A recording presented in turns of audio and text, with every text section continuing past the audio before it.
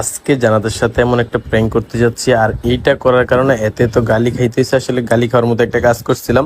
মূলত প্র্যাঙ্কটা করতেছিলাম ঘুমের মধ্যে তাকে পানি ডালবার, পানিটা গিয়ে পড়ছে তার সোজা একদম কানের মধ্যে, যার কারণে আরো বেশি চিতে গেছে গাইস। এখানে আমারই ভুল ছিল। ওঠার পর তার রিয়েকশন দেখেন, ভরপুর মুখ দিয়ে যা আসতেছে তা বলতেছে, আর বাচ্চার গাও পানি লেগে গেছে। আমি সরি ফর দ্যাট। তোর জ্বালায় আর মাথা চাপ দিলা কেন?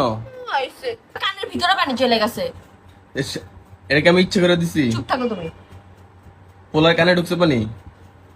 তুমি আমাকে জন্য খুব ভালোবাসো।